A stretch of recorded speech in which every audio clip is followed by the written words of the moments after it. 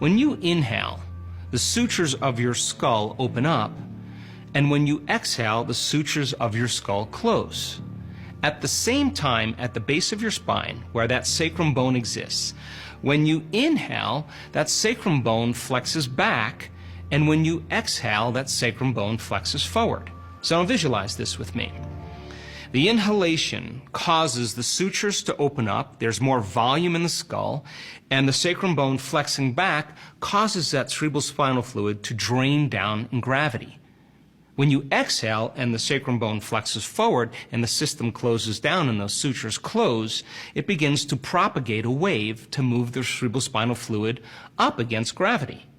Now, if you were to charge one molecule of cerebrospinal fluid and tag it and follow it during the course of the day, that cerebrospinal fluid would move from the base of your spine all the way up through 4 different chambers called aqueducts or ventricles in the brain, pass all the way through and come all the way down. It would take 12 hours for a healthy person to begin to move that cerebrospinal fluid all the way through that system.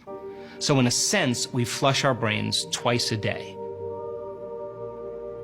What would happen if you were to contract the intrinsic muscles in your body, the muscles you use for elimination, the muscles you use for intercourse?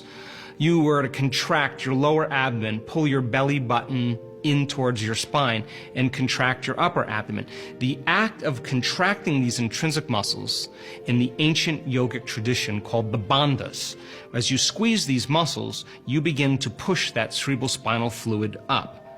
Now, what if you were to take one slow, steady breath, and as you slowly follow your breath and you contract those intrinsic muscles, as you follow your breath and you bring that breath all the way up to that pineal gland, and you hold your breath and you keep your attention on that pineal gland, that's your target.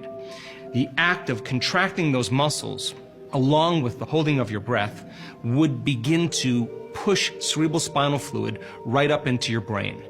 And as you begin to hold your breath, you're pushing that cerebrospinal fluid right up against the crystals of the pineal gland and applying a mechanical stress. And then the mechanical stress begins to electrically activate those crystals. And when those crystals become electrically activated, we are turning on the radio receiver in the brain. Now, take a look at the ventricles in your brain. You have a 4th ventricle that sits close to the brainstem. Take a look at the 3rd ventricle. That place right there, that corner right there, is where the pineal gland sits.